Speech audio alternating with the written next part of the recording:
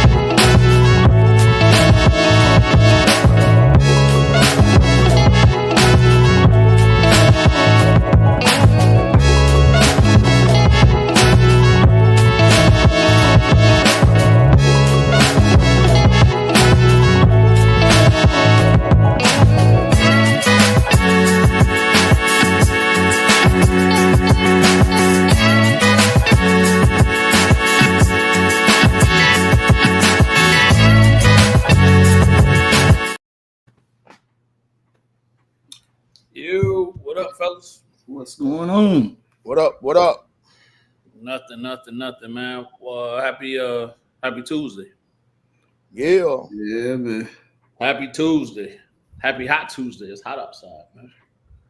Yeah, we're pretty hot out there football practice. Oh yeah, y'all in the thick of it. Yeah, man. That's what's up. Yeah. What's up? How many games y'all done got in already? One?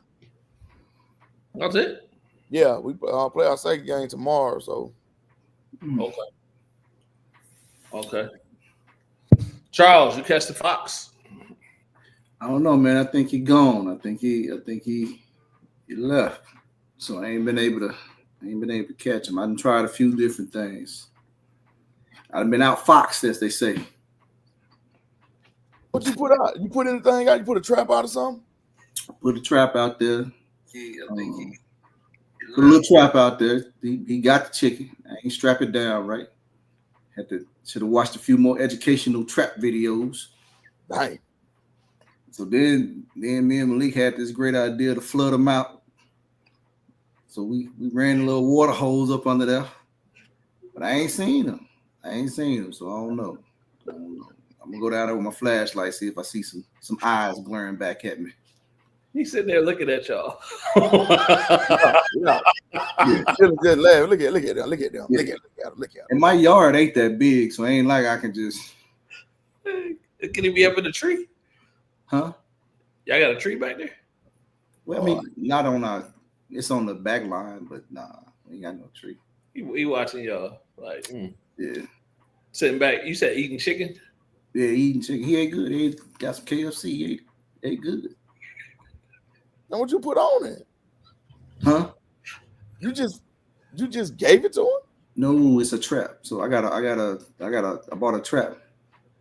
It goes in the KFC chicken. That's what the reviews say. They say the Fox is like KFC, man.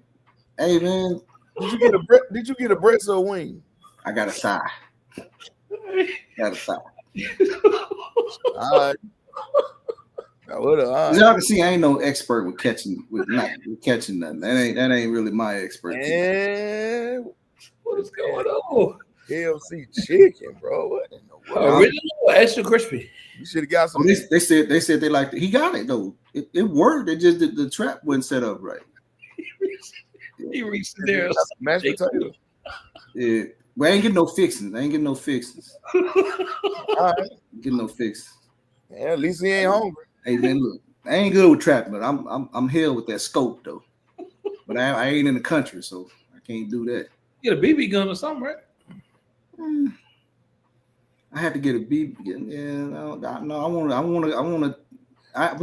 ain't gonna. Yeah. Don't worry about it. Hey, let's get out of that. Again, appreciate everybody for joining us, man. Welcome to another episode of How to Catch a Fox. Part 3 will be next week.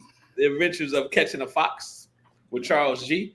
But we got a special guest backstage. Charles bring him to the stage. Director of events over at On the Radar, Mr. Ty Young. Ty, what's going on? Hey, I was a little thrown off my game, man. Did you hear the conversation? deserve I it. did. I'll be honest with you. Y'all clowning him. He got more heart than me for even attempting it, to be honest with you. That's one of them I'm calling somebody type of scenarios. The fox chaser. Yeah, Man. Yeah. But they So, say you never fail. It's just a learning experience. I'll be able to help the next man. Ty, you got any anything you want to give them? Any recommendations? Or I mean, if the yellow pages might have an exterminator or a fox catcher or something, They that's do. above me, bro. They do.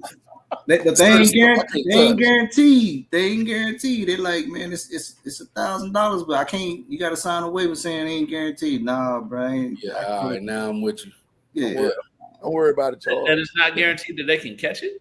yeah, bro. Like I'm not paying you $1,000. Like $1,000, I need some guarantees. Like Yeah, no, 100%. I'm from the hood, bro. I pay you. I need something in return. Not a maybe. He gonna show up. He show up, I show out. Hey, remember back in the day they had the foxtails you put on the back of the hats. Yeah, I might. If you see me wearing one, you know I alternative solutions. Hey, Nah, all right, All all right, we good with that. But Ty, what's up, sir? Man, I can't call it, man. Trying to catch my breath after the season. Thank you, sir, so much for joining us. It's always good to see you, man. How's the family? Likewise, everybody's good. Wifey's good. You know, Yeah. she's ripping and running on some errands. Catch up with her for dinner later tonight. No complaints. How All about right. yours? Oh, everybody's good, man. Everybody's still getting on my nerves. So everything is normal.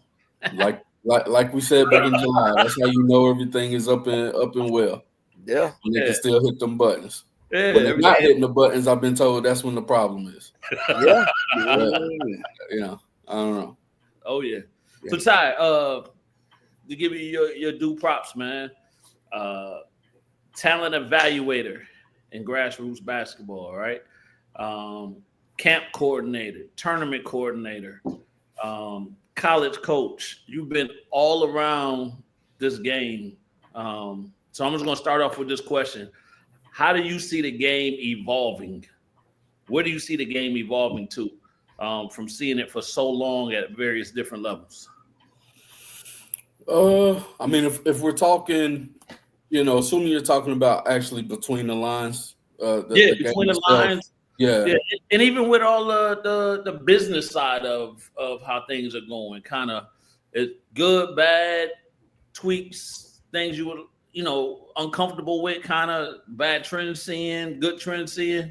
Well, we could spend 2 hours on that second one. I mean, I think that first one, I think I kind of fall in line with a lot of, the conversations that you would hear about that specific question in terms of the kids are talented, like really talented. Moves you've never seen, or if you have seen them, you've seen them on the biggest stage, and they can duplicate them at 4th, 5th, 6th grade, right? Moves that you would originally see, that were kind of only reserved for NBA players, you can see at a regular training session now. So I think the talent and the skill set for a lot of these guys are through the roof, certainly higher than it was when I was playing. Not that I was ever really a player of any quality. I think what's lost in the shuffle sometimes, man, is the IQ of it, the feel for it, kind of the know-how. Part of what comes along with knowing how to do everything is feeling like you need to do everything. As soon as you touch the ball, doesn't mean you have to dribble it. So I think sometimes it's just the sheer you have all these tools and things that you can use, but actually knowing how and when to use them. Right. So I kind of fall in line with that train of thought that I hear a lot of other people kind of speak on that probably watch far more than I'm able to these days. Yeah. That being said, I think with good coaching and listening to people that have done it before you and stuff like that, you can catch up to or you can get a better understanding of the game and improve your IQ and things of that nature. Probably faster than even you can the actual talent and skill part of it. Myself, like I said, I was never really much of a player. You could have locked me in the gym forever, and there were just certain things I wasn't going to be able to do. But you hanging around enough coaches, whatever, you can learn the game. So I think that's a big part of it. Obviously toughness. I think kind of playing through some different things, or even from a kind of sticking with different challenges that a coach may issue to you. A lot of the things that we've touched on before are some of the things that I've noticed about the game today. Grassroots itself, man, like I said, we could spend an hour or two on that, on how much things have changed, not only just in Georgia, but the space itself from, a few years ago when I started and I first met you guys. That's a whole thing in itself. Yeah. So, no, man, I think it's important, man, just to, anytime we can get somebody on here that's knowledgeable as yourself, kind of pick your brain, right, and kind of see it, because you're seeing it from behind the scenes, so to speak, and understanding and having those conversations with coaches and all those type of things. So, I always kind of like to just throw that question out there when we get an opportunity to kind of get some knowledge from that aspect of it. Yeah, and I think some of what's happened with grassroots is really good, and some of it is ugly, and there's a lot of stuff that's in between both of those, right?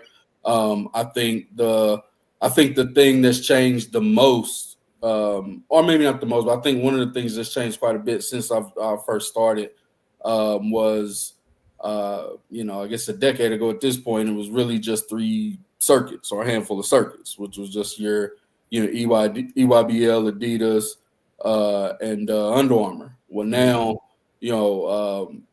there's circuits that exist that I've probably never heard of before, right? And so I think some of that is good, some of that is bad. Again, I think for us, and obviously you are a part of our circuit this year, which I appreciate.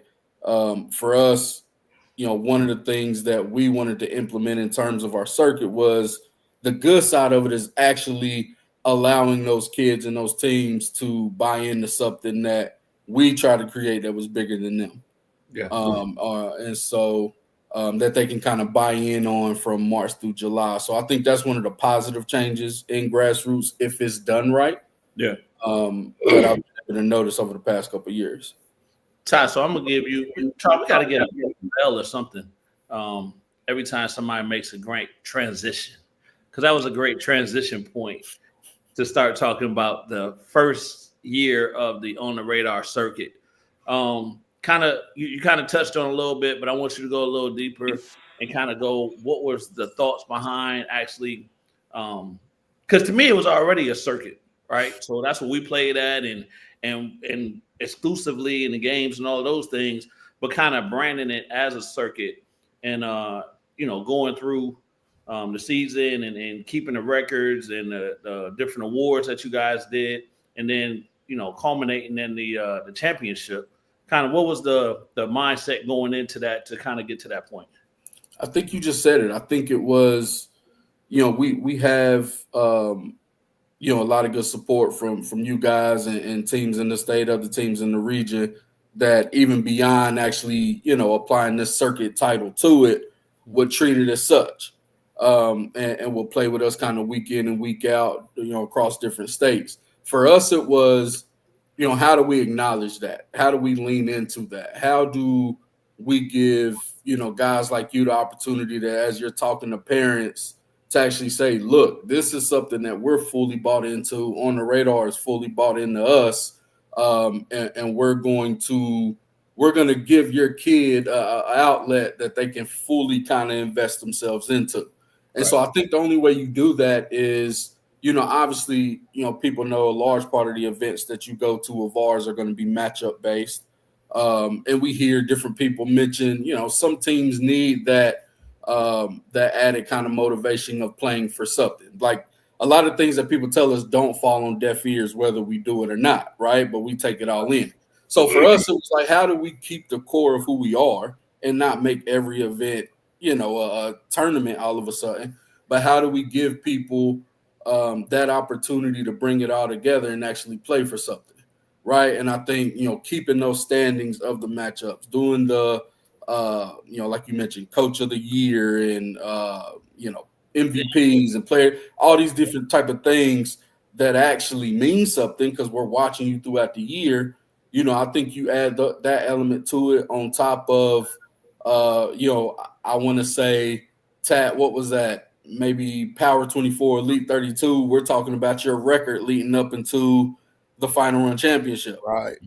I've known Tat for years. We've never talked about a record. Nope. You know what I mean? And so, I think it adds another level of intensity to the games.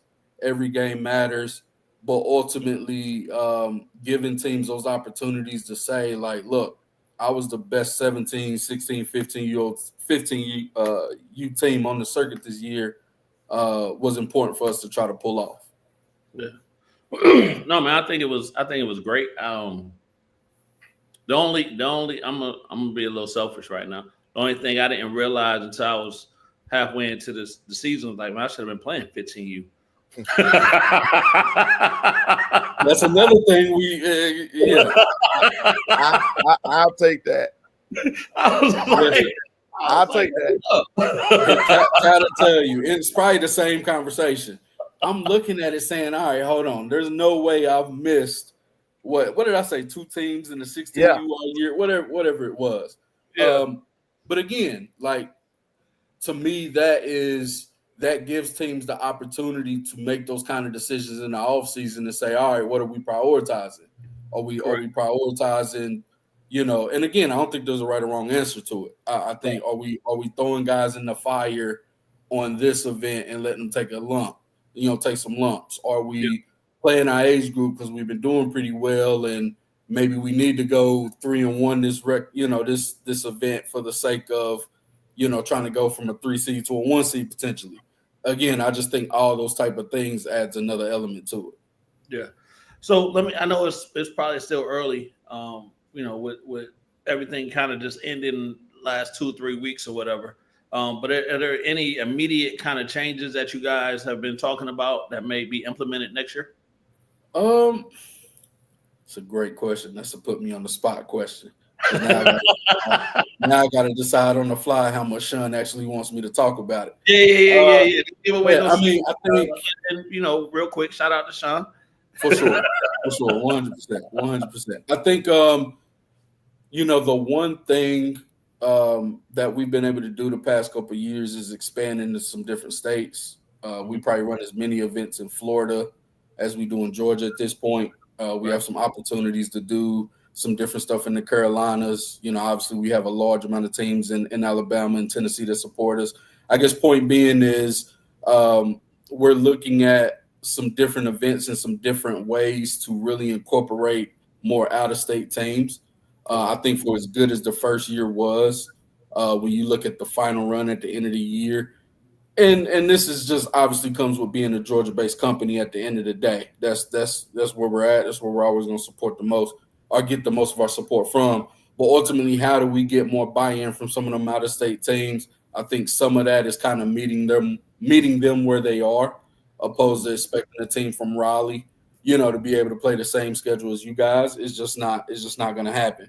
So some of it is meeting them where they are and being able to give them enough events to where they can look at it and say, all right, yeah, we can do that, and we'll see you all at the Final Run Championship.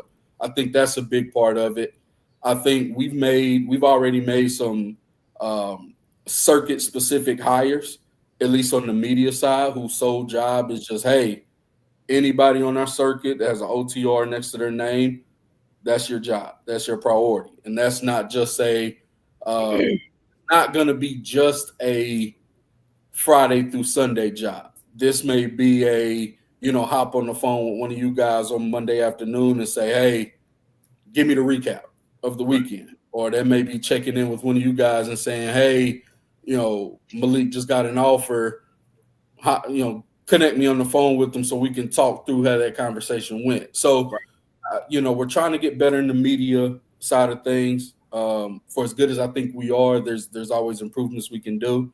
So those are 2 things that come to mind in terms of we're trying to get better at for this upcoming year.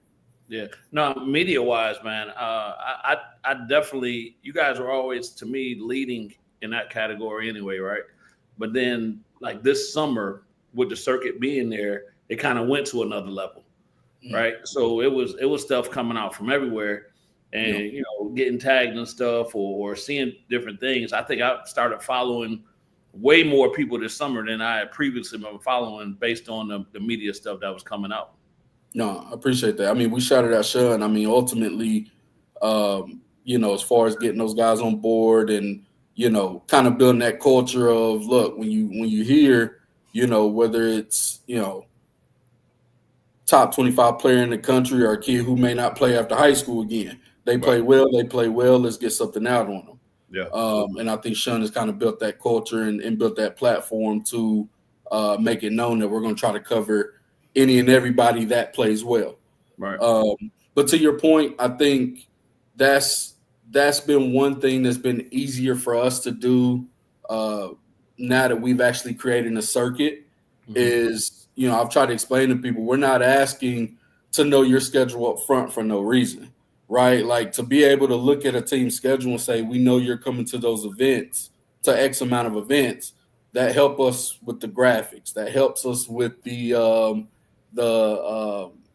different banners up on the wall, right? Like there's different things that we're able to do, knowing that you guys, for example, we know what stops you're going to, and we can kind of do some pre-planning from a media standpoint. So Right. all those things kind of work hand in hand. Right. So has there been any thought of possibly like having a stop, right? So then, like you were just saying, like Florida. So this weekend everything's in Florida, or this weekend's everything's in North Carolina. Kind of similar to how the shoe teams do it, but kind of like having everybody go to a certain state that kind of supports. Kind of to your point where you were saying, teams from North Carolina may not be able to get to Georgia or something along those lines. We've had that conversation. Well, we continuously have those conversations, I guess is what I should say. I think to your point, or to you asked me the question earlier of what's one thing that's changed quite a bit over the years is I feel like people want options, whether they know why they want those options or not. It's just a word that they use. Right. It's something that we've talked about. I think big picture that's something that we probably should lean into. I think for now, giving teams the option to playing something that's more that's closer to their backyard or they're more familiar with, whatever the case may be. I Right. think it's just more beneficial, especially as we continue to jump into some other states. Yeah. Now, with that being said, I do think big picture, whether it's hey, wins at this certain event where everybody is at, count for two or whatever the case may be. Man, me and Sean, we talk 10 times a day, so there's not an idea that me and him haven't probably ran by each other at this point, and that's one of them. Yeah. Yeah. Charles, y'all got anything? Jump in, Charles. I mean, Tat, look like you thinking of something. No, man. It just sitting here listening to it just takes me back to the conversation before all this came together. And I think I had a conversation with Ty and Sean, and just seeing what those conversations have become. It's a beautiful thing. I tell anybody. There was a day me and him wasn't having a conversation for those watching that don't know. Right. And, there was a day. Yeah, it was a day that it wasn't. And that's what makes this special, by the way. Yes. Go ahead, I didn't mean to cut you off. No, and that's what I mean. That's what makes this all special. And I tell it, like I say, I tell anybody, this is to me, for our program, this is the best platform for our kids to be a part of. And it has been for years. And if you check the track record, you can see it. And we're gonna continue to support. We're gonna continue to support wherever you're at, wherever. I know this platform has done so much for our kids here in the middle of Georgia area, man. And it would be crazy for us to shy away from that. Just relationships that we've built beyond Ty, beyond Sean, with media people, college coaches and all that type of stuff. All that comes along with this platform. And like I always tell Ty, tell Sean, we happy to be a part of it. We ain't going nowhere. Yeah. One thing I'll say too is just the camaraderie amongst the teams. Right. So that's kind of that. I've seen that a little bit more, I think, this summer as well. Teams competing, playing hard, but at the end of the day, it was good work and all these different things, right? And then I think that was it the first live period when they had the Midwest circuit? Yeah, Recruit look first weekend in July. Yep. Yeah, that one was really big, man. Just from the standpoint of how many college coaches did come out, right, and then getting to play a different playing style. Yeah. Right, and of course everybody wants to win, but I think more importantly, everybody wants to be tested and be in a good game, right? For sure. Nobody necessarily wants a blowout game, right? So nobody's chasing it for that standpoint, and just being able to kind of have conversations in between games or after games with some of the other coaches after we played or watched them play or something along those lines. I think that aspect of it was pretty cool too. Yeah, no, I agree. I mean, first off, I appreciate, what you said, man. Like, all three of y'all supported me where I've been and obviously now with Sean and what we're trying to continue on doing. I think that support matters, man. I appreciate it. First off, I think, again, back to the point of knowing who's in the boat with you and how easier that makes your job from a scheduling, graphics, media, right? Like knowing that relationship is there, it just makes life easier. So that's first off. As far as the camaraderie part of it, I actually noticed that too, even from a distance for times that I wasn't there. What I got from talking to a couple different teams, I'll be curious to get you all's thoughts on this, was I think that acknowledgement, not to say that the media part of it was the sole reason, but I did hear from different teams that it was a part of it from the standpoint of being able to look at, let's say, 17U Coach of the Year nominations, for example, right? Being able to look at it and see those, I don't know, let's say it was 8 guys, for example. You look at those 8 guys and be like, and I had a war or two with him. Like that's a quality program. You know what I mean? And like, he's a dog. I think that type of stuff matters in terms of actually being able to recognize who's who in this space. To go all the way back, I think one of the negatives about grassroots is at times there's so much media coverage and there's so many events and so many teams that guys can get lost in the shuffle, or it turns into white noise at times. Right. But I think actually able to say, hey, here's our first, second, and third team all circuit. Here's our coach of the year for each age group. I think that level of acknowledgement goes a long way towards that camaraderie. And again, this is just, feedback that I've gotten from other teams on the circuit. So I'm, not to hijack the show, but I'm curious if that played a part into some of that camaraderie that you saw. Me personally, yes. Right. Again, like you said, by putting certain teams out, because you see so much, right? Things can slip your mind sometimes. So the fact that I guess it was being tracked, and then to go ahead and put something out and say, when we played them, that kid was the truth, right? Or that coach he know how to coach, or you know what I mean? And I think that did kind of help that bring that closeness, if you want to use that word, kind of together, because we're all in this circuit together, battling each other, and knowing we're gonna see each other somewhere again, or something along those lines. 100%. Yeah, at some point. Yeah. I think I agree, man. I got a lot of questions about it, and they kept asking me, man, why you ain't on that graphic as assistant coach of the year? I heard that a lot. I heard that a lot, Tom. First year problems, man. We working through the wrinkles. That's all. Give us some time. Maybe year 4 You'll have that ironed out. They like, bro, the way you track the timeouts and fouls, like, bro, you was on it. Hey man, did you get a listen. tech this year? Huh? Did Charles get a tech this year? I got a tech. Yeah, I got a tech. Oh, he got a tech. Well, that's why. That's why. Oh, that took me out the race. That's why right there. That We took me started to out. create it, and then I was like, man, these assistants keep getting texts. We can't do it. That's exactly why. Exactly why. Hey, I tell you this though, man. It's fun.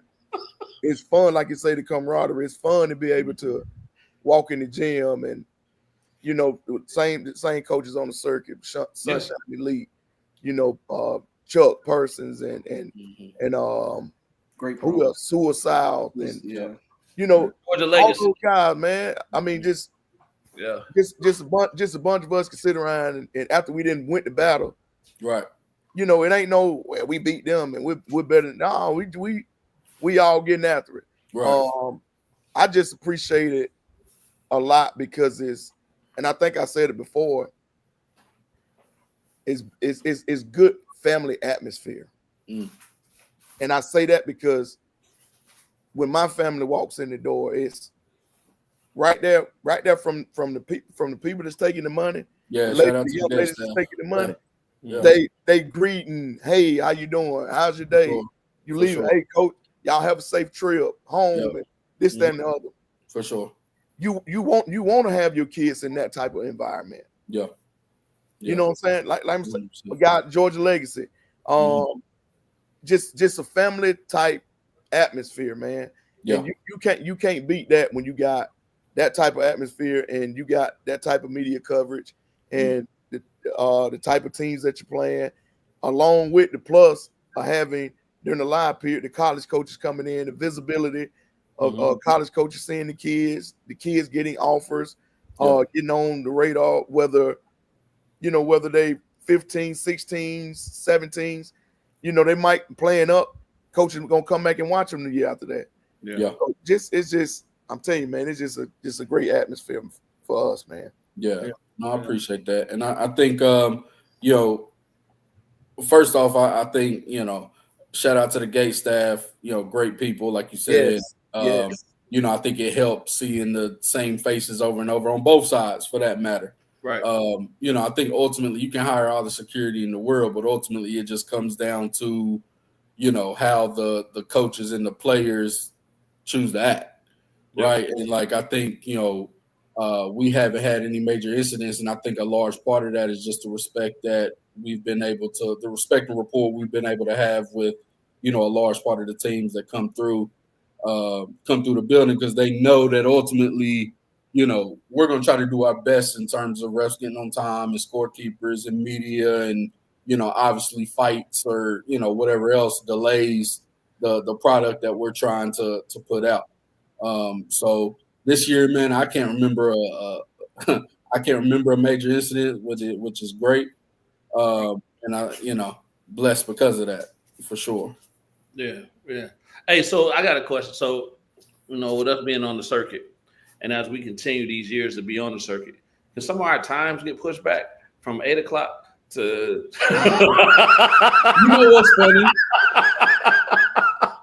You know what's funny? Hey man, 8 o'clock on a Thursday kind of rough. I'm gonna tell you what's funny. For as much as I hate schedule requests and the complaining and everything else that comes with it, boy, I'm lonely without it.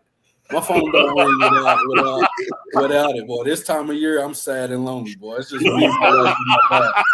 So I'm actually welcoming back those calls of asking stuff to be pushed back. Remind me in March. I'll see what I can do. Hey, Ty, you know me. Hey, if you need us to fill in a game somewhere, I got you. 100%. Yeah, 100. No that doubt. 8 o'clock game on a Thursday at Hiram. Woo. It's tough. There's no question. But I think what's funny with that though is a lot of people don't get that kind of comes with it. And what I mean by that is you all have done that a million times. Like there's no telling whether it's last year or before I got here. Y'all know that comes with it. Yeah. There's so many people And look, there's some stuff about what we do or gyms we use, whatever the case may be, not perfect by any stretch. But I guess my point in saying that is there's so many people that want to jump the line. If we're talking about some of the negatives or drawbacks about this, you guys call me about a schedule, probably gonna answer on the first ring, right? Like if I'm able to, I'm listening. Hey, what's going on? What can we do? There's a lot of people first time in the door. Hey, Oh wow, what's happening? And it's just, again, people, spend their hard-earned money. I get it. A lot of people are more familiar with their kids and talent than we are, and maybe they have a different opinion of, they may have a higher opinion of their guys just because they're more familiar, right? Like I get the investment that comes with it, but there's a lot of teams, man, who hadn't been through the gauntlet that you all have that expect some of the same treatment, and it's just doesn't work that way. You got to earn your keep. No, I'll tell you this. We almost had a situation this year, right? And so I'm calling Tat like, hey man, this is what it's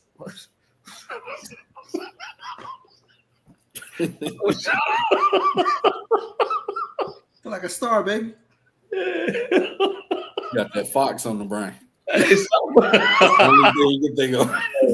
Fox driving them crazy. But we talked it out. It was like, nah, we're gonna figure this out. Because one thing we're not gonna do is forfeit any game. So we're gonna figure out how to maneuver and play and work around and all this type of stuff. And that's one of the staples, kind of like you were talking. One of our all-stars, we going wherever we scheduled and lined up with, that's where we going. Mm-hmm. Yeah, no, 100%. So Todd, I know the AAU season is over with. I know On the Radar does them, and we starting to transition into high school. Mm-hmm. Any events coming up you wanna that on the radar that's on the radar as far as high school tournaments you might be hosting or showcases? Yeah, no, I mean not necessarily about the high school stuff just yet. It'll come out soon. I'm sure we'll have our Thanksgiving stuff again that we Sean's been putting together for some years now. Right. We'll have our camps. Excuse me, we knocked one out maybe 2 weeks ago at this point for some of the younger guys or younger high school guys. Me and Tat, we were talking about. Say what? The breakout camp. Yep, breakout camp. We got the next wave camp coming in October. Check on our socials, Instagram, Twitter. We'll have another camp coming out in September. It'll come out here soon. Other than that, man, like I said, I think the camps are a good opportunity to kind of get back in front of those media team members that we talked about earlier in the show. For some guys who, your role could change from, playing with your grassroots team to, kind of more of an open setting in camp. Maybe it's an opportunity to show some stuff you've been working on the past month or two, or even that you just didn't have the opportunity to show during the grassroots season. So I think camps are good for everybody. But other than that, man, for us, it's more about just kind of, continuing our conversations internally and just kind of building and getting ready for the grassroots season again. Yeah. So I know we're gonna get you out of here, man. But you just kind of talk about camps and kind of gave some examples of why and why they're a good thing. Can you kind of just piggyback on that a little bit more? Because some people I don't think see the value in camps. Yeah. Right. So just kind of understanding that, you are in there and you're playing. There's a different mindset when you go to a camp and all of these things, but the things that camps can actually do for you if you go in there and perform well. Here's what I tell people. I've been to a million camps, whether it's my own or others. All right. A core memory that I have, and I'll never forget it. A core memory that I have was Bruce Thornton. Let's call it sophomore year. All right. I'm in a huddle. I'm saying whatever I'm saying. And of the 15 kids that are in front of me, he was burning a hole through my chest. Like I could have ran back and forth and his eyes wouldn't have left me. Right. And again, you look at him and you look at the success he had not only in high school, but at the collegiate level, there's no surprise there. The kid didn't miss a single syllable that I said, right? And I'm not his high school coach. I wasn't even a camp coach, right, who dictated his playing time when the games came on or anything, he could have easily waved off what I said or at least picked around it or whatever. There was no doubt in my mind of him looking at me the way he was. I'll never forget that stare that he soaked in everything I had to say.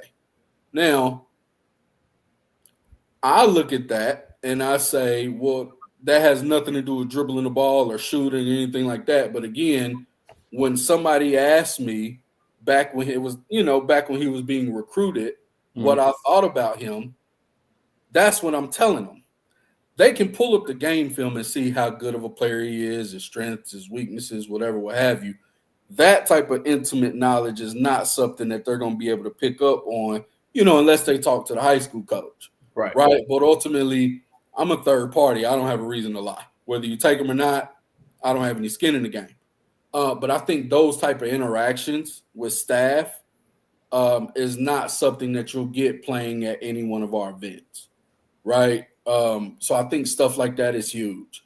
I think you can tell a whole lot by a kid from, grabbing them after a game, whether he plays well or not. You go to grab his picture or talk to him. Just what is his body language like? Is he, how does he talk? Right? Like there's so many things just from an interaction or personality standpoint that you can get from a kid at a camp that maybe you can't when that 9:00 game is about to start in 5 minutes and we ain't got time for those type of interactions. Right. So I think that type of stuff is huge. I think obviously, like I mentioned, it's a completely different setting.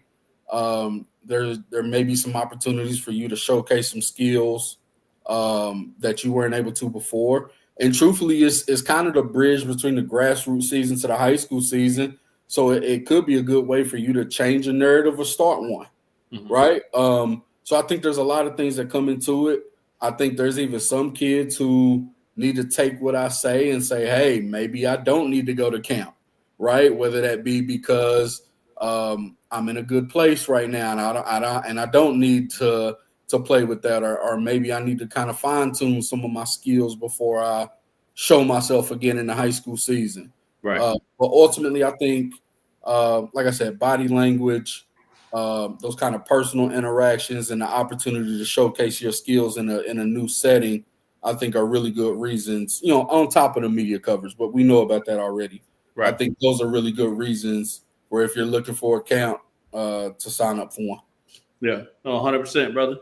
Hey, man, we appreciate the time, Ty. We know you're a busy man. You got to make moves, all that good stuff. I'm sure you don't want to hear about no more Fox stories, but we'll keep you updated. Keep you updated, Ty. I got you. Invested now. Yeah. But you got to know how it ends, huh, Ty? You said what? So you got to know how it ends now, huh? I'm invested at this point. I got to know. I got to know. Just so I said it, remind me of that schedule request come March. You know I do what I can. Hey, man, as always, we appreciate you, brother. It's good to see you. Cool. Keep doing what you do, big dog. Absolutely. Thank you, man. I appreciate that. Anytime I'm able to hop on here and y'all have me, y'all know it. Just let me know. Yes, 100%. And whenever you want to get on here and push something or get the word out, let us know and it's done. Don't do that. I'll be a weekly contributor once the season starts. All right, cool. I appreciate y'all, man. All right, man. Later. It's about to rain over here. Yeah. So we got somebody else backstage too, man. We need to coming to the stage. Entering their second year. Yeah. At USC Aiken. My bad.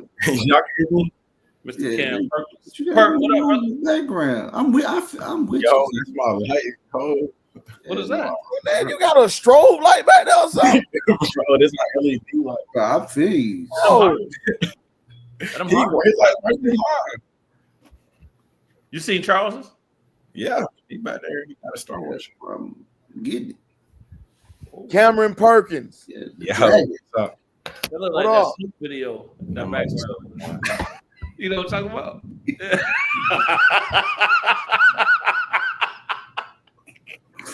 That's what it look like. Perk, what's up, brother? How y'all doing? Good, man. I gotta ask you right off the bat. What's up? And I think I mentioned this to you before, but I'm gonna say it again, man. So I heard about these infamous perk runs, Right. and I never got an invite. Bro, you didn't want to go. I You didn't want to go. ain't never get an invite. You ain't never hit me up. Huh? You ain't never hit me up. I was waiting for the invite. Bro, you got to text Me reaching out to you to get the invite is kind of, you know what I'm saying? Then that's like you just like You said you want to go. But that's like you just feeling sorry for an old man and saying, all right, man, come through. But if you reached out and was like, hey, we running, and I'm like, oh, I'm there. Your son didn't tell you when they came home? I mean, he did, but I was like, but I didn't get the invite. That's on me. You did a great job, Cam. Yeah. I know Miss Plummer appreciates that. He get hurt. That's with me. Yeah, that's on you too. See? Yeah. As a matter of fact, ask Les about that. Les still get it every time. Every time Erica see Les, ooh, she got a word for him. That's why I tore my Achilles. But anyway, what's up, man? I see you just moved back in. Yeah, man. I moved back in Saturday evening. Yeah. How's y'all started classes yet? We started today. Today? Yeah. Okay. All right. How's everything going with that so far? I mean, I got recording online. I got like a man person tomorrow. So it's You want to speak up now, Cam. Use your outside voice. y'all can hear me? Yeah, we can hear you now. All right. Let me scoot up. All right, let me. So our classes started today. I got online I got one class in person tomorrow. So I just started my online work today. Okay. All right. So when y'all when can y'all get in the gym collectively as a team, and then I guess you can get in there anytime individually, but like collectively when y'all can start that? Monday morning. We start working like Monday morning at 8:00. Okay. All right. Any new plays y'all putting in? I don't know about that one. Any new sets y'all putting in, man? Hey, Cam. You starting the new year as a junior in the classroom, sophomore on the court. Mm-hmm. Talk about that a little bit. Dual enrollment, that's probably the best thing to do for like younger kids. I feel like that's better than taking honor classes in high school or AP classes. Because I mean, AP classes help, but you taking dual enrollment classes, when you get to school, you already had. Like, last year, I got to school as a freshman. I was really chilling. I was under a sophomore. Now I'm a junior, and I could just really coasting my way. So like the next year, I get my degree. So I got a few more semesters, and I get my first degree. That's a big deal, man. And above, what you're doing on the court, just that dedication and focus to your grades and your education is a big deal. Oh, yeah. So man, talk about it a little bit, man. You want, like Tat said, so as far as the athletic wise, you went to your second year, right?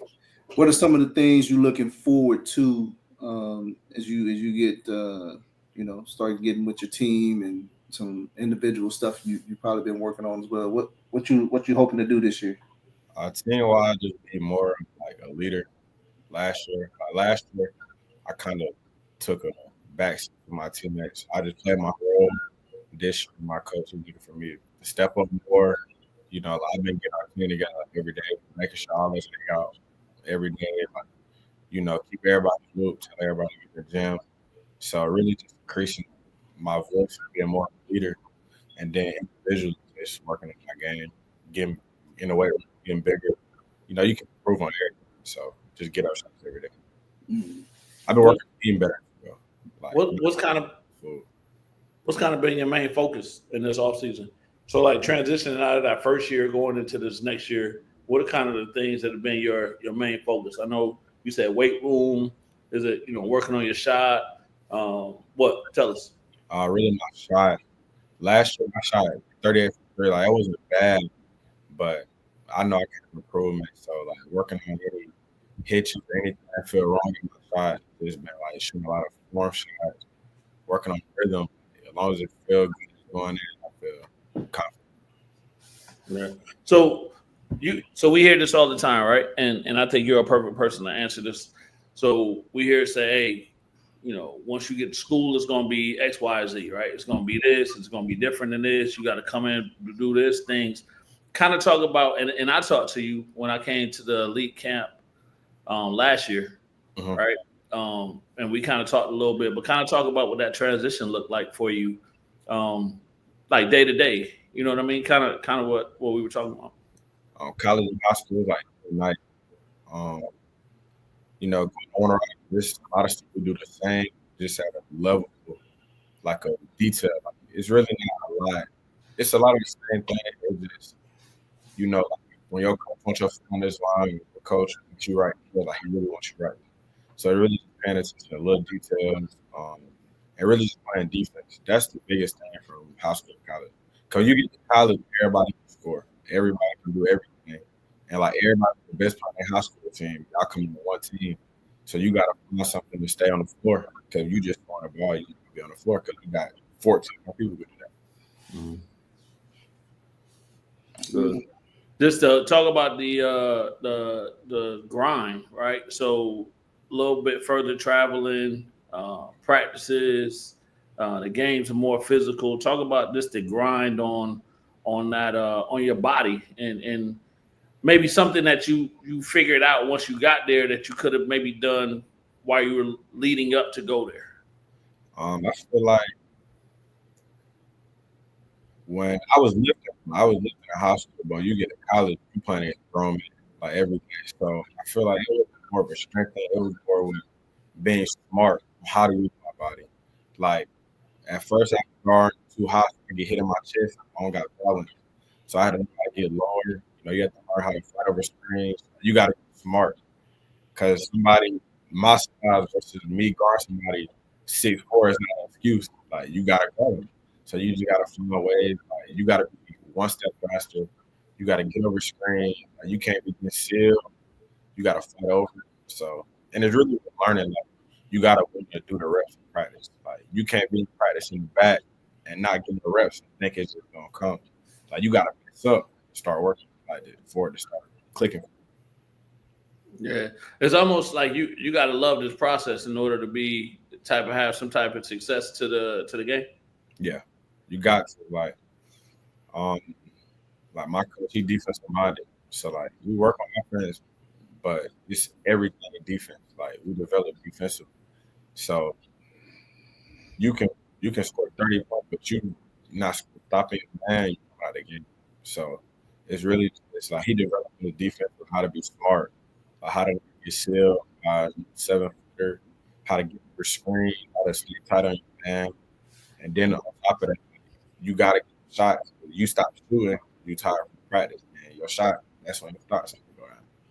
So you got to do it. Like it's not really like all right, I got practice done.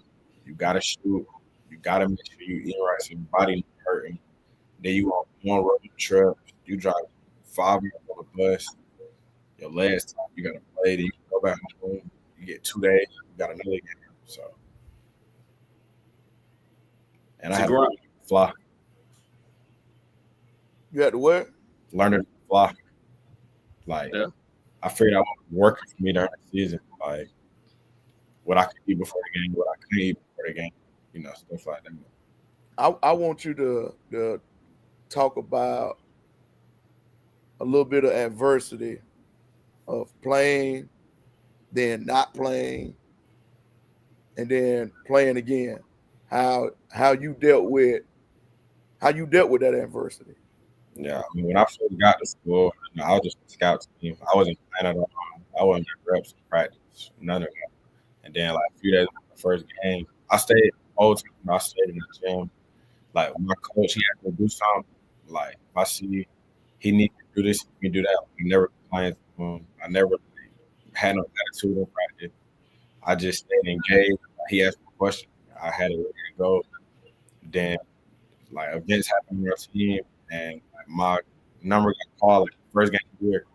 And so as time kept going on, I really didn't have a rep, but I didn't want to be an excuse. If if I'm messing up and I be like, well, I ain't get reps, now he not gonna play me for real. So time kept going on, season kept going on. I started to learn, you know, learn different ins and outs of the game, how much faster it was in high school. And then like, by mid-season, it got say it was like a regular day. Then my playing time decreased. It was some stuff. My coach felt wasn't doing right, so my playing time decreased. But I never, made excuses. Never said like he don't play me stuff like that. I just kept it the main thing, like just winning and we was winning. So I kept it that. And towards the end, my number started getting called from 13 minutes to 24 minutes. So really just standing engaged, make sure the body was like that was a big thing in hospital too with me. Like at first, my like tap garment, my body was up and down, so I had to work on keeping my body language professional because this is why I could treat that like.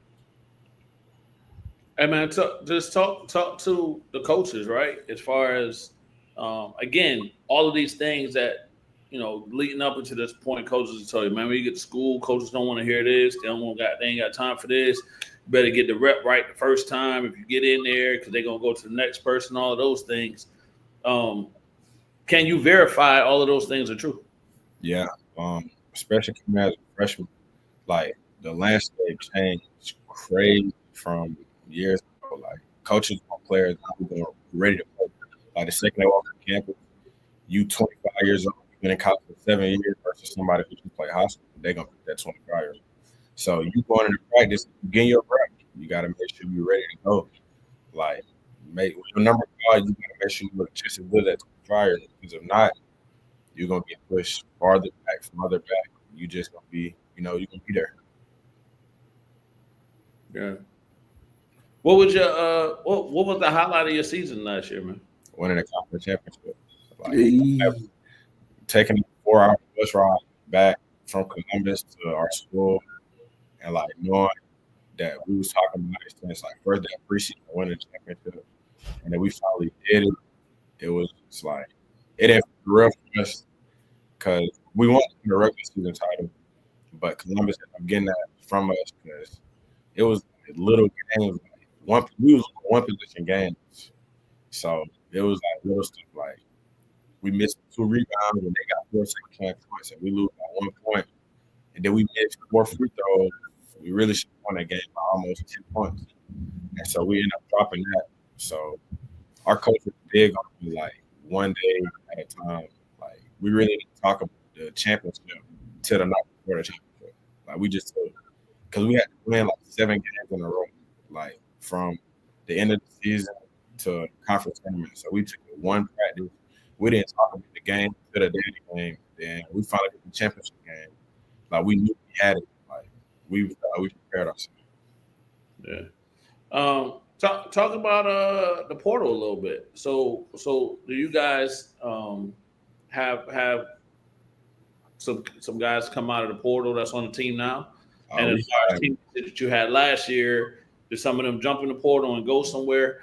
And not necessarily their situation, right? But how you're managing that as knowing like, okay, I'm a constant that's here. So, with these new guys coming in, I have to be that leader because I kind of been through these ropes before. But then to your point, maybe bringing in older guys that, you know what I mean? Just that balance. The portal is the portal is a thing that can take your position on basketball. Like you start thinking about other stuff, like am I gonna play now? He coming? Is this gonna happen? So last year, it was 3 freshmen that came in with me, and I was the only. Y'all can hear me? Yeah.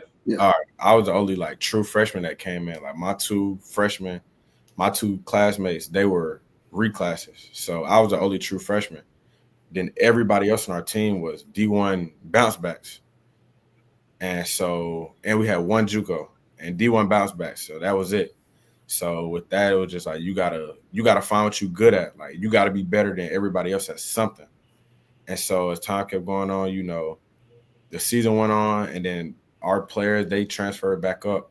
So now, I stayed because I feel like it was best opportunity for me. Like I just won a championship. You want to go back to back. And now we brought in 11 new people. So we brought in 5 freshmen and then 6 transfers. So that's 11. And then it was us 4 returners.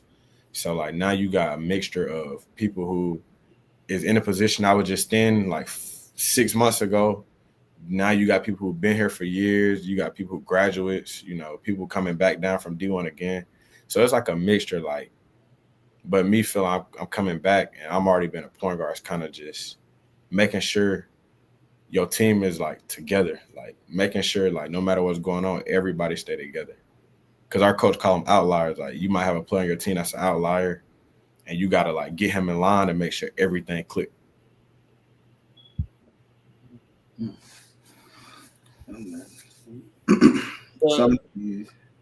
I was gonna say that from the coaches, right? So yeah, it's about the X's and O's and all of those things. But whatever you learned, even from the coaches at that level, as far as how they see the game and kind of how their management style and leadership style is different.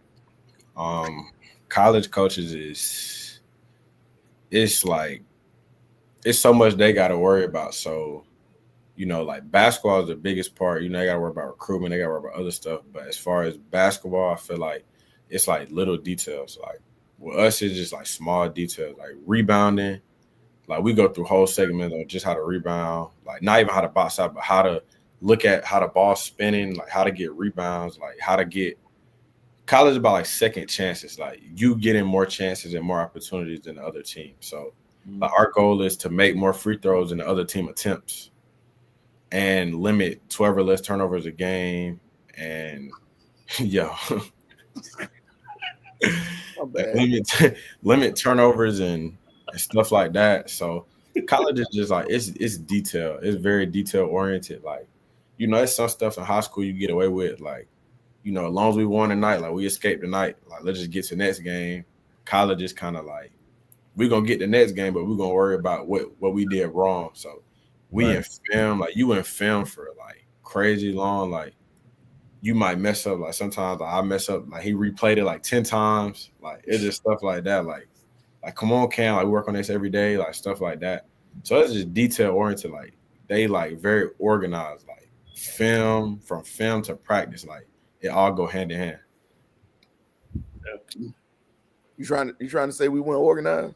I ain't say we weren't organized. Oh. I tried to make that question is hey, so what you already known, but now you're seeing I didn't want to take no shots. So that's a good question, Cam. Like so now that you got a year of college, if you could go back, we'll say to your junior year in high school, what would you do different? I say be more engaged, like not taking plays off. I feel like the biggest difference between my junior and now was like now you got to be engaged every second. Like I ain't gonna lie, high school some plays I wasn't engaged. Like sometimes high school you worry about scoring, like you might be worried about something else. Like you get to college, like that's the lad. Like you got to worry about the play you want. I feel like just being engaged, like that's the biggest thing. Like not having no mental lapses. Mm-hmm. Like no mental lapses. I feel like that's the biggest thing I cleaned up is like just not having mental lapses, being more engaged. And I say, I worked on last summer, like shooting a 3-ball well. Like high school, I was attacked. I was kind of downhill, trying to get downhill, get to the rim. Like when I got here, it was more of like shooting on the outside, like just making simple reads, like shooting the ball well. Yeah. So and I guess to that point, like talk about how efficient you have to be, right? It's not dribble, and do this, get in your bag, all these type of things. It's kind of move the ball. And then when you get that opportunity, you're going to work on that mid-range or you're going to work on that 3. And those have to be efficient shots. The biggest thing, especially like point guard in college, is like being efficient, like the best. That's like what you have to be the greatest at because in high school, at Warner Robins, even with the All-Stars, like I could take a few shots at the beginning of the game to get a rhythm. I could see how my shot feeling from here, see how it feels, get a rhythm. Like when I got in college, I'm off the bench. Like you cold, like you got to come in and hit shots. So like being efficient, like high school, I could have took 7 shots at halftime and be 1 for 7, but I know second half I can get my shots and find the rhythm. In college, like you 1 for 7 at halftime, you might not touch the floor the rest of the game, especially the freshman. So, at the beginning of the season, I did struggle. I struggled like a lot. Like I hit my first 3 and I went like 1 for 11 at the beginning of the year. I wasn't hitting no threes. I was in the gym every day shooting, but I just couldn't find out what was wrong. Like I get in the game and I would just overthink it.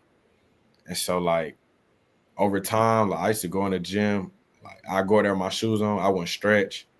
I wouldn't shoot no form shots. I just start shooting straight threes, like just finding game, like getting his game rep. Like game reps is the biggest thing, like because you just shooting on air every day, all day, like not doing no movement shooting, not doing no conditioning shooting. That it helps you get a rhythm, but it really don't help. You got to really just do game reps, and that's what I started doing. And like the most shots I took in the game last year was like 8 shots. So like putting that perspective from like a year before that, I was taking 8 shots in at halftime. Now I'm taking the most I took. Some game I took 3 shots. Some game I took 2.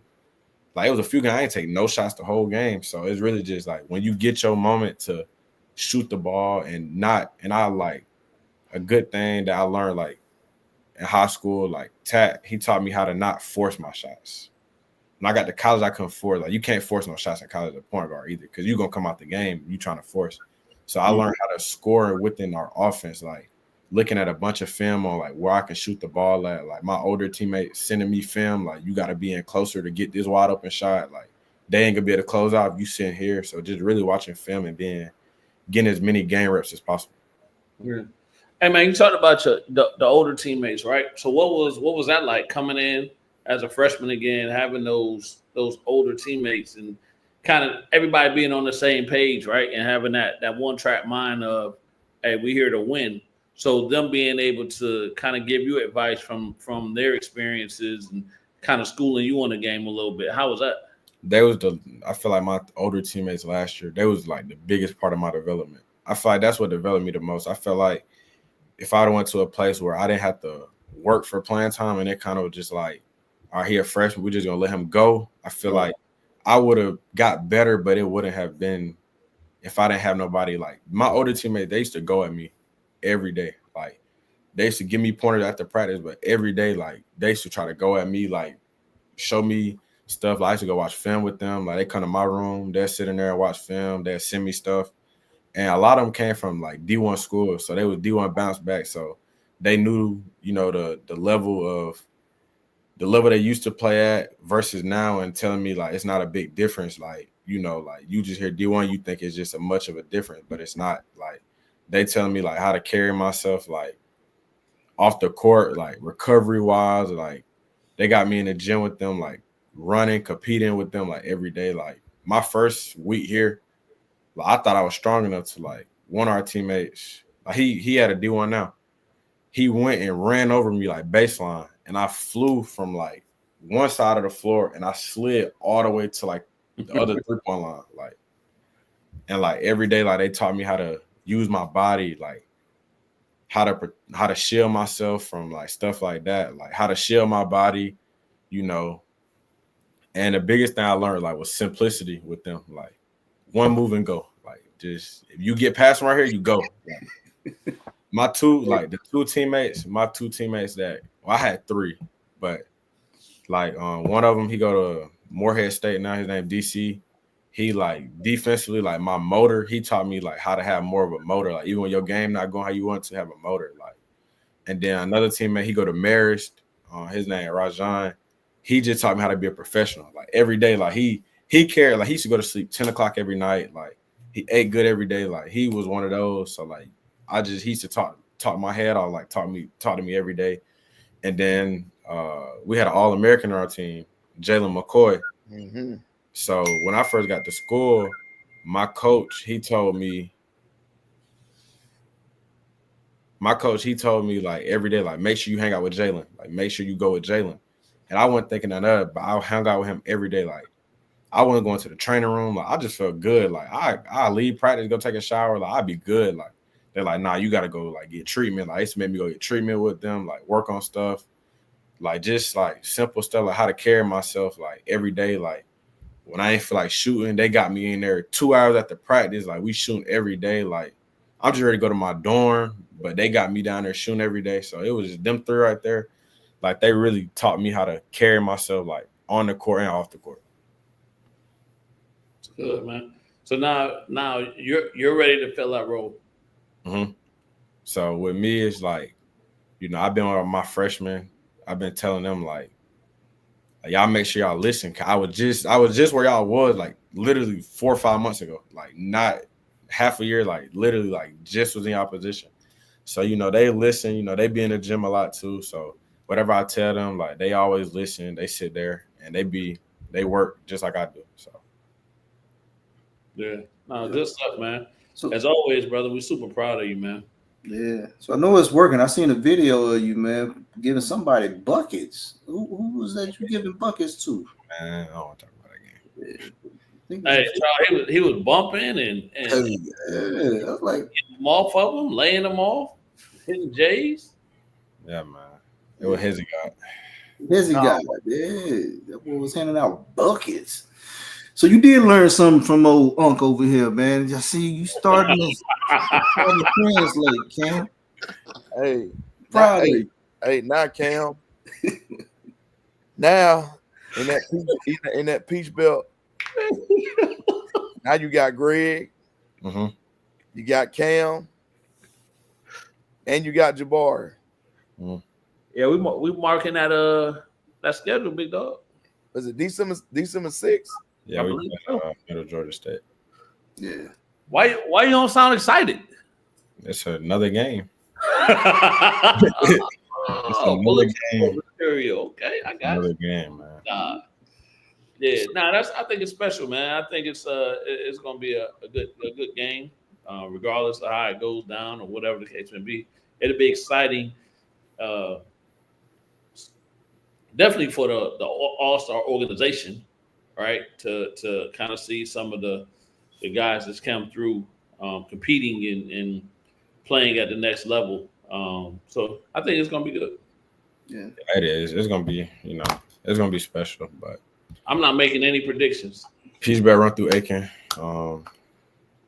3 championships. I got 1, so I don't talk to y'all. Like, Hey, Kenny, when you say that, this joker FaceTime me to my, hey man, look at my good luck shirt. What do you Oh, oh, I got it here. Let me see. Where is it? Yo, is this it? Yo. hey, and then we down at the conference championship game, watching them, and this joker gets out of the way of a charge. See what? Hey. Oh yeah. I play with this under my shirt. I play with my All-Star shirt. So this joker gets out of the way of a charge, Kenny. I almost lost it in the stands. And I said something too, and he heard me. I really ain't got the way. I really went in a position to take a charge. I think I came out after that too. I went in a position to take no charge. I came out the game. That joker look. I said, yeah, that was your fault. Because I think somebody picked up a foul. Yeah, our big. And He had to come out of the game with me. Yeah. Yeah. Told Joe that was your fault. Yeah, it was. Joe just threw his hand up. Yeah. But it was. I mean, it's exciting. It was exciting, man. To get to see him out there, to get to watch him play, man, and continue to do the thing that he loved to do, play basketball. Coach Gorman as well, because we both was there, you know, cheering him on, and I was happy AJ got to see him as well. And you couldn't tell that joker nothing. But yeah, man. But the most important part, man, is he's getting it done in the classroom. Mm-hmm. And that's the same thing with Jay down at Voorhees, man. Jay is fixed to be a junior as well in the classroom. So you know that's big, and that's kind of what we talk about, student athletes getting it done in the classroom, yeah, and on the court. Because I guess it would suck I guess, to not be able to play, right? Work that hard to get to school and not be able to play because you weren't handling your business in the classroom. We just had a meme about that. Like right before I got on, we just left our team meeting. So with us, our team, our school GPA, like with all 10 athletic programs, we had like a 3.3 like collective. But with our team, our coach, he wanted like a 3.0 or higher, but our captains last year was like, nah, like we need to get it higher than that. So we ended up having like a 3.4 10 GPA last year. Mm-hmm. So, and we had study hall every week. We have study hall like every Sunday. And like the thing about my coach, he don't overdo it. Like if you doing your work, you got study hall for 45 minutes on Sunday and that's it. Like you just get it done. But you know, you start slacking, you fail in the class, then he started to amp it up. Yeah. So I don't think people understand that. Like that's still a part of it, right? So as hard as and as much work as you put in on the basketball court, you still got to maintain your grades. Yeah, that's the biggest part. I mean, we have athletic meetings and all that because you know you fail in your class, like you ineligible, then you can't play. Like and really the school is really mad because they spending their money on you. Like you an investment, like they giving you scholarship money, they giving you money, and you can't play. It's really like what we giving you the money for? Like you can't play for, like you can't do nothing for us. So like why we doing something for you? So like, that's really just a big, like that's the biggest thing. Like for yourself is playing, but for your school, like the business side of it's like why we giving you money and you can't help us? It turns into a business. 100%. So Cam, let me ask you a question, man. So of course everybody wants to go D1. What is the biggest misconception about Division II? On Division II, I feel like you know it's small it's small differences between D1 and D2, but I feel like it's really not that far apart. It's a lot of D2 guards that were at a D1 that came down from a D1, and it's a lot of D2 guards that every year they go in a portal and they're getting thousands of dollars in NIL to go to a D1 and they killing at a D1 because they've been good the whole time. It's just, you know, it's circumstances. Like so everybody, like it's only so many D1 spots for people. Like everybody can't go D1, especially out of high school. You know, sometimes you don't get the opportunity at the school you at. So, you know, and another thing, like a misconception, like between D1 and D2 and with high school kids, they think like every time something don't go their way, like they could just transfer. Like they hear portal and they think they just can go somewhere every year. Like it don't really work. Like you keep transferring schools, like you're gonna be at home. So we seen it happen. Like you know, I'm glad you're speaking about that because that was one of the conversations that was had with you coming out of high school. Like, you know, we always say you are what you're being recruited as. And your admiration was Division I. But what we always talked about is always different avenues to get there. Yeah. So if you don't get there initially, it's always a different avenue to get there. You just witnessed it with two guards on your team. So that's why I tell anybody, man, Division II isn't bad at all. Take the opportunity that they're giving you. You can get to where you're trying to get to. Just gonna have to take a different avenue. Like everybody on our team, like every year we got people that went D1 and it didn't work out for them, and you know they had to come down to a D2. You know, and some folks when they come down, like they fall off because you know they lose confidence in themselves. Then there's some guards at D2s who you know they're there and they working every day. You know, when they feel like they can get a shot at a D1 level, but you know, like coming out of high school, you know, like that's what it was for me. Like D1. Like I won't worry about going D2 coming out of high school, but I had offers from D2 schools, so I'd be crazy not to go to school for free. So, and then that ended up giving me a conference championship. Me learning probably more than I would have learned going to a D1. And if I ain't played a D1, then they probably I'd have been off to the side, you know. But coming to a D2 and learning and playing against D1 guards every day in practice, it was just like, man, like it's really not that far off. Yes, sir. Man, I was trying to pull up an old video, Cam. It wasn't open. I had one for you. It wasn't open. But Oh, video. Hmm? Are you? On video, No. John. Cam, why did I show a video? Oh, Well, you was the one talking about. yeah. You don't see me chasing this fox around? You the one talking about. Oh, he learned from Unc. Yeah. We gotta do about the VCH. Right. VHS. Hey, Cam, you know anything about foxes? Foxes. Yeah. Oh, Uncle Charles over here got a fox in his backyard that he's trying to kill. Ain't no different, man. You just got to be aggressive. You just got to be aggressive defensively with this fox. It's all good. So Move your feet. he put a trap down, Cam, and put some KFC in there. Chicken thighs. Mm-hmm. And the fox got the chicken, but the trap didn't close. It's kind of like the cartoon. Right. The trap closed. I think it closed. So I think he got hit in the back. So The trap wasn't jumping. Closed.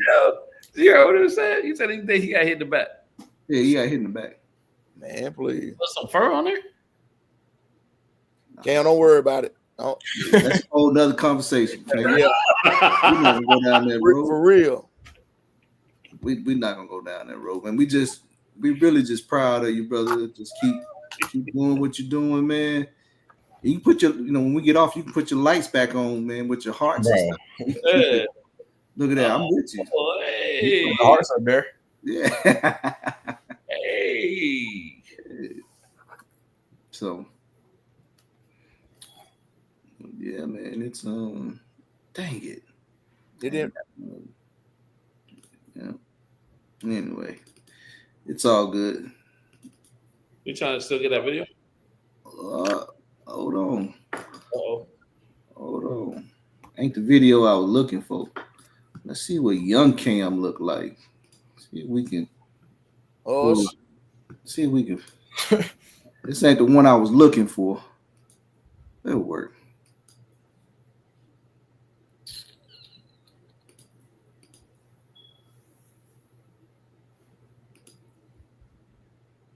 Hold on.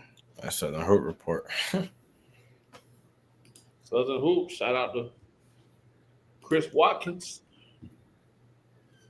Oh yeah, this definitely an old video.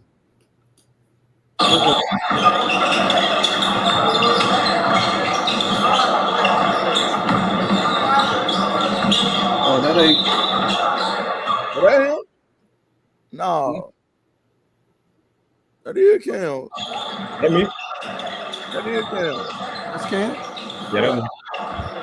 With a little left and floater. Over peanut. Talking trash. Over peanut. Over Peanut. Oh, that was Peanut, wasn't it? Yeah, that would be that. Over peanut. Hey, my bad, Peanut. That's the only one that popped up, bro. So, but yeah, man, just we've been watching Cam and a part of that journey with Cam for so long, man. Still remember you in rec. Like, it's really crazy to me, y'all.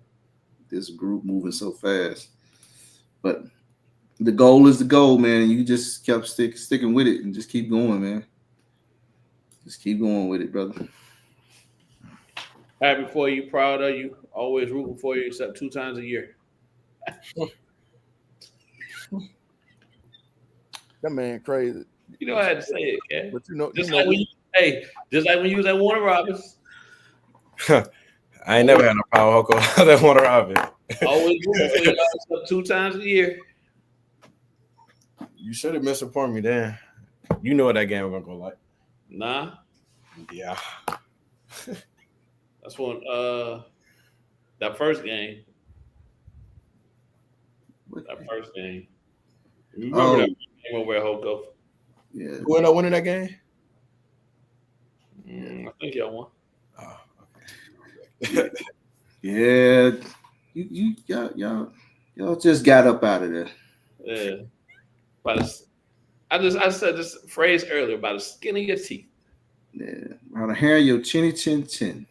that They always talking about that, Cam. Yeah, man. Y'all play the best game y'all can play, man. We had a horrible day. Y'all had a great day. And it just I wouldn't go so far to say that. Which one? Oh, that game. That game. It was just some. Yeah. We'll talk offline about that one. AJ. Hi. What up, player? They see you, bro. I'm right here. AJ, I seen your 17U pictures. Thank you. don't worry, yeah. AJ on the mission. That man crazy. Well, you know what I'm saying? We want to make sure Cam stay on his routine, start his routine all right.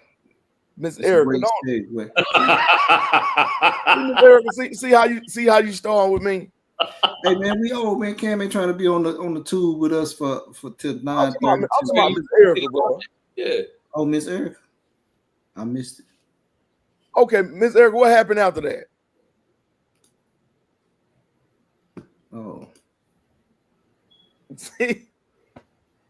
Oh, I ain't seen it. I can't talk about that game. I wasn't there. So Yeah, but ask them what happened after that. what happened when they went to Hoko? I can't talk about that. 20 piece. She said y'all won. 20 piece. It was a 20 piece over there? Yes. Was it 20? Mm. If we can round up. It's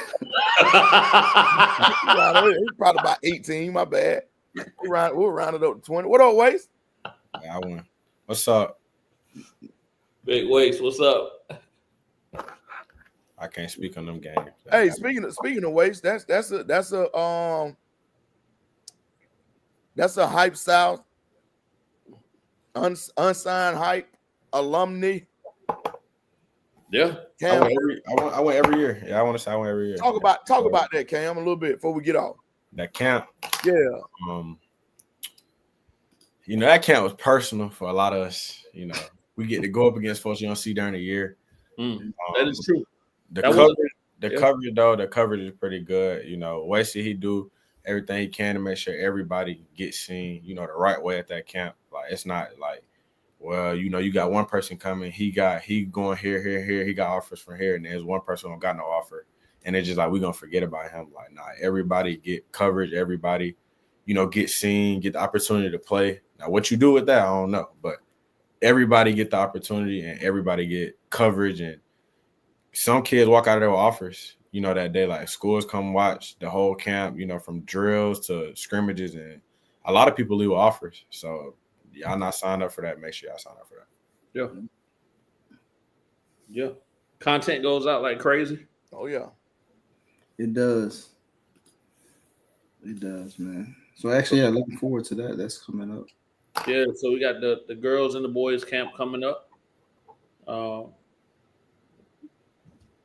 it's been going out on all the media platforms. See? Them open runs this summer. Hey, that was some good bump, It was a guard from Georgia Tech who came out here and got buckets, but a lot of buckets from Georgia Tech. He came from Georgia Tech. He got a lot of buckets. Let's say it was a lot of people. It was a lot of people who was talking, and they might think he won that, but let's just say it was a lot going on. Oh, so you came out and put on a show. Yeah, man. No, they I heard, like I said, just talking to Cam, I heard a lot of good stuff about it. I know he appreciated it just from that standpoint, right? And one thing that he kind of took even from the open runs was the efficiency, right? It was move the ball, you better take the shot when you get the shot, and like everybody played the right way. Right, yeah. Something that he kept emphasizing all the time. And if they didn't play the right way, he kind of mentioned that came out as well. But yeah. Yeah. People getting called out. Yeah, it was with the runs though, it was just, I wanted to get a group of, people from college level. We had some pros that came this summer, college level, D1, D2, JUCO, some NAIA players, high school people who, are getting recruited or, it's good enough, like get 10 or 15, sometimes 17 people, no more than that, and really just, work on your game. Like not having nobody in there who don't play basketball and, taking the runs down, but getting a good 15 to 17, every other day, and like everybody in there working on their game, ain't nobody ducking nobody, like ain't nobody trying to fight. It's just like good vibes and hoops, everybody. I feel like everybody who came to the runs got better at every aspect, from the best person in the gym to somebody who was, they felt like they was struggling, they couldn't hit shots. I feel like everybody got better. Everybody was moving without the ball. It wasn't just no one-on-one, like, and we kept games competitive. We'd go to 10 ones and twos and next team on, and we just, make sure we condition, like, me and Jabari was in there, like, we was trying to condition. So we was picking each other up full. Like, me and Cam picked each other up full. And, like, just working on our defense, working on our conditioning, just the whole summer trying to get each other better. So, Man, that's good stuff, man. The whole summer. We did it from, like, late May. Everybody got home to before we left, like, last week. We had different people come in, some folks from overseas, it's a dude now. He play in Greece or something. He played at Georgia Southwestern. We played him. So he called me one day and was like, if y'all haven't run this summer, like, I'll drive down there. So he came down there for a few weeks. He played with us. So it was just like a bunch of different people that came the whole summer. So we had a great time. Yeah, no, I commend you for putting that together, man. Yep. Yeah, man. That's a good thing.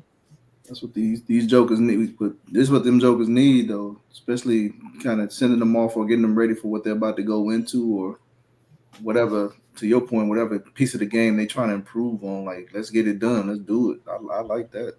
Yeah, we even had a former NBA player, Al Thornton. He came with us a few times. Oh, Al played with y'all? Yeah, Steve Cherry. He came in there and played with us. Like, we had old heads, but the old heads they still playing. Like, they still compete to this day. So I'm right here, Ken. No deal. You just said nobody wasn't bringing the game down. You said that now. So yeah, we had a lot of pros, like former pros in there. Yeah. So it was just like, and Al, he was giving pointers to people, like, send screens, like, and there wasn't no egos in there either. Like, from Al, he played in the NBA and he wasn't in there, like, think he better than nobody. He competing.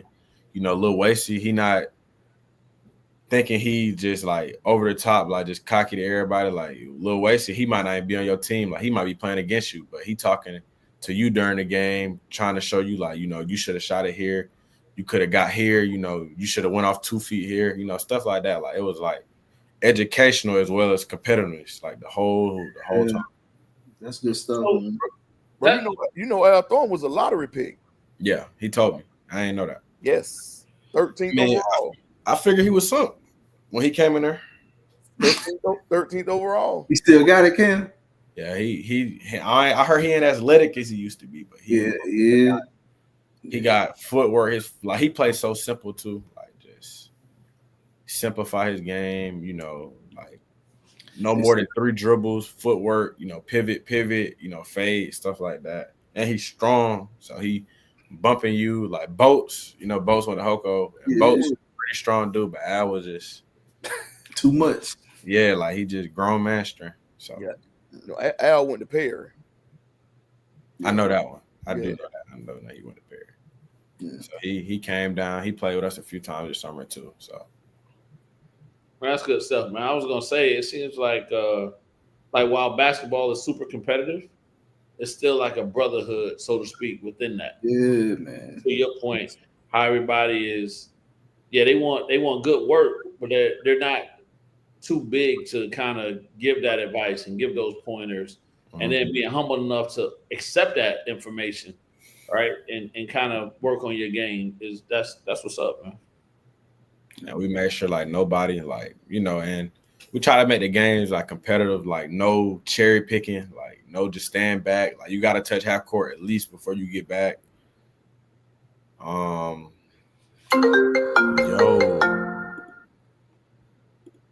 Busy man. That's a fine too. Yeah, that's a fine. That Cam on the show. Your phone rang, video go out. That's $5. Yeah, You hear that, kid? but we really just made sure that we, went to half court, came back. We made sure everybody moving off, like it's no extra ball. Like you pass, make sure you move, make sure you screen them. Because that's a big thing I had to learn when I got to school this year was to, when we pass and we post, make sure you moving. Nobody should be stagnant. So we make sure we carry that for summer. Good, man. Good. I got good. you, Cam. You good, Cam? Y'all hear me? Yeah, I got you. Here we go. All right, for sure. Yeah. So, I mean, maybe next summer, bro. I'm in the gym. Working on my game. Waste say good luck year 2. Appreciate you. Thank you. Sir. Sorry. All right, Charles. All right, well, we about to get up out of here. Appreciate y'all. Yeah, for sure, Cam, man. Hey, Hey, best of luck this season, man. Wait, I might see you in September. September? What you gonna see me in September? Yeah. I got a camp down there, right? Oh, you bring a boogie? Yeah. For sure. Hey, to call me, man. Just hit me up. I got y'all. I got y'all. Hey, you want Cam to be your coach in a camp? My boy flaked on me last year. Yo. Hold on. All right, Cam. We appreciate you for stopping through, man. No problem. I'll talk to y'all. All right, bro.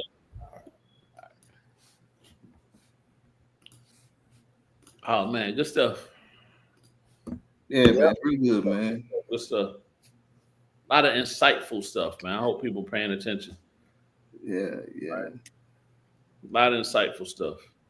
And then you getting it firsthand. What is going on? You in the rain? Look chilly out there. Ooh. Is that the rain or the snowstorm? Like Leroy. Bruce Leroy. Think. Who's the mouse? Show enough.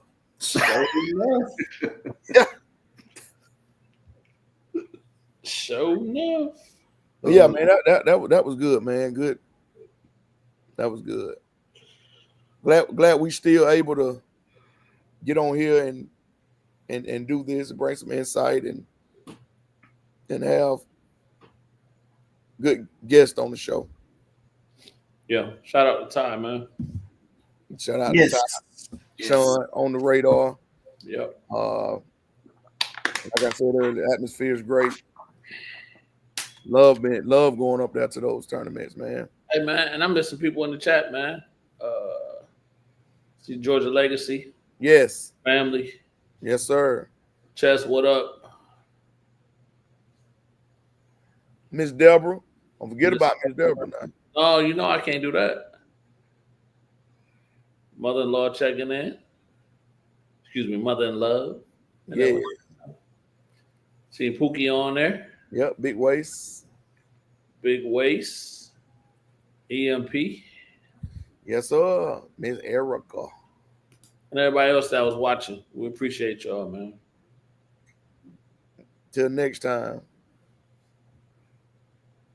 Till next time. You want to talk about any football before we get out of the chat? No, I mean, ain't nothing to talk about. If you watched last night's Super Bowl, come on now. I was talking about the Demon Nation. Oh, man, we got beat 45-7, man. But don't worry about it. Then we're gonna be right. We all right. Yeah. We're gonna be all right. I thought you talking about the Super Bowl champs. The preseason game? Bro, we went down the field in 3 plays. Don't do that. Preseason. Preseason, yeah. Those were the ones. Those was against the ones. 3 running plays, touchdown. This Jaden Daniels first time playing in the preseason. Now, don't do that. He didn't play last year. No, I'm talking about this year. This is the first game he played in the preseason. Nah, I will tell y'all got a tough receiver. Ooh. what's my boy? He caught 2 yesterday, didn't he? Who that? Yeah. No, Hey, no. That wasn't Washington. Who was that? Cincinnati. Cincinnati. Hey, Yeah. we drafted him, but we cut him. Well, I don't know We how drafted him last year. y'all. We cut him. Okay, but I don't put no weight in But, preseason. Charles, I I don't ain't saying. I'm just saying it was some difficult catches. I don't I'm want to just- hear none of New that. York Jets undefeated for 6 preseasons. Man, I don't want to hear none of that. We went down the field in 3 plays on them sap sucker, touchdown, got my ball off the field. Say, hey, man, they already quit. Man, you know what I'm watching? I'm watching America's Team on Netflix with Jerry Jones. I was watching that before we got on. I started watching. How's it? It's pretty good, man. Old Jerry, yeah, it's pretty good. Wild boy, huh? Yeah. So, it was interesting, but I don't want to keep nobody too much longer. So we're gonna shut this thing down. Get ready for next week. Actually, finish out this week. Speaking of finishing out this week, Charles, when you finishing this week out at? Oh yeah, we'll be heading up to. You like that segue? That was good. Transition. That was good. I was trying to slide up under the. You're like, huh? Yeah. No, yeah. So, Malik recruitment process be taking us up to Moorhead, so we'll go out there on an official visit. All right. Meet the school and see how it goes and stuff like that. So it's super excited, man. Like it's a bunch of mixed emotions, man. So even watching, looking at Cam on here, it's like, dang, man, you've been watching the kid and part of their journey for so long. It's like one of your second year in college, like what? Yeah. It's crazy. Yeah. So, and then just going through this process, just so many mixed emotions. It's weird. It's weird. So, but excitement. Exciting. Yeah. That's what I told him. Kind of embrace it, man, and stuff like that. Because once you sign in, get ready. Go time. Right. Cam alluded to. No. So Cam Plummer. He said they was in there running. So next thing you know, Thayer came out of nowhere. He said, "Whoa." Yeah, gotcha. He said he was like, That's a little different. So what's going on, man? So, and I think the most important thing is not just watching their basketball journey, but watching them become young men, right? Yeah. I think that's we talk about the basketball side of things, but being a part of that journey of these young men, watching them become young men and how they make decisions and how they, we say things a million times as even Cam was alluding to, details. Coach Garmin and what's his name been talking to him about that, and for it to, he get there now and it start to click, like, whoa, Well, or pieces of it. I'll say this with the academic point. Kudos to you parents, because Cam Plummer dual enroll, Malik's dual enroll, Cam Perkins dual enroll, Jay Johnson dual enroll. Those two are going into their junior year in the classroom. mm-hmm. Cam's going into his sophomore year in the classroom. Malik will be going to his sophomore year in the classroom. All while being a freshman on the basketball court. That's a testament to you guys. You guys stand on top of that infinite campus and stand on top of those grades and making sure they're doing what they're supposed to do in the classroom to get them ahead. Yeah. So that's a kudos to you guys, you parents. But and people don't realize that's a big part of recruiting. Right. That's definitely a big part of recruiting. And that's a big part of what we highlight as well. When we're highlighting that kid, we're sticking them dual enroll. So I mean, kudos to you parents, man, for staying on top of that. The kids can't they ain't gonna do it unless you put it on them like that. 100%. Yep. Mm-hmm. All good stuff, man. So excited, man. Being part, well, and that just goes back to being part of a great organization, right? That maintains and holds the kids at a certain standard. So, Yep. You know what I mean? I go back to you, big dog. Yep. Nah, I go back to The y'all. standard is the standard. Standard is a standard. That's y'all, man. That I just fuss and cuss. You can't throw it back to us. We threw it to you. I threw it to y'all though. Y'all come over here and throw it to this fox. Figure this thing out together. Hey, wait. If you still on, man, you got any help for Charles with this fox? Gonna be 4th of July here pretty soon. I started to get some. All right, I'm gonna start a whole new thing. We got to get off of here. Get some dynamite. Well, maybe if you got some churches, then you probably would have caught it. No, man, I gotta string up the chicken right. I ain't stringing the chicken up right. You gotta make it so they gotta pull and tug on it a little bit. You just placed it on it. And so you had too much slack in the rope. Yeah, we're gonna talk about this offline. Man, all I can picture is like the what's the cartoon? Like the Looney Tunes or whatever type of cartoon. That's all I can picture right now is what's going on. I got out Fox. Got out Fox. All right, and we appreciate y'all. Check us out next week. We out.